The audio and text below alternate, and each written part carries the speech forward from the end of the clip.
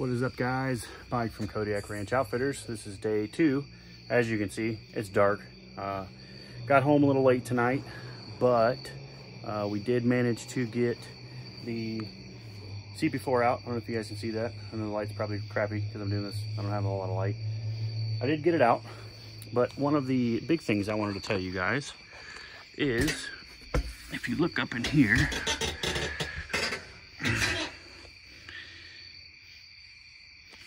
the fan shroud, or not the fan shroud, the fan hub, you can, if you want, you can leave it on if you don't have a fan clutch tool, and just kind of, when you take the bolts out, just kind of tuck it away.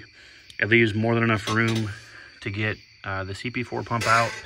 You got to pull the your injection lines off that obviously go to the pump, and as you can see, which it tells you in the instructions, but the crossover line you can leave in. There's enough room. You can just push it back a little bit. Once you tap on the snout of the pump to pop it loose, there's enough room to get it out of there. So there's that. Just wanted to give you guys that little tidbit. And obviously, once you pull your vacuum pump off, you're going to want to go ahead and get any one of these gaskets, which I'm going to pick one up tomorrow. And when you put these bolts back in, blue Loctite them, because a lot of times I've done a ton of these where when you have an oil leak that's coming from up high, sometimes it's misdiagnosed as an upper oil pan leak. If somebody's just looking at it briefly, not really looking all that great at it, but it's actually this. The bolts will come loose and they'll actually start leaking, and leaking on the front of the engine, making it look like an upper oil pan. So, but other than that, here's the CP4. As you can see, I have a S&S disaster prevention kit. There's your factory return lines, and then your factory feed lines, which none of that stuff is obviously going to get used. Your new return hoses and your new feed lines. So, so everything's out. So tomorrow is going to start with timing the DCR. There's a way that there's an offset hole on the shaft that you line up, oriented to a certain way that you set the pump down, and then you will time that. I'm going to pull the gear out and just take a look at it, but I haven't had an issue with this, so I'm sure it's fine. And then tomorrow, it's supposed to rain. I'm going to throw a tent up just to kind of extra protection, make sure I don't get any water anywhere.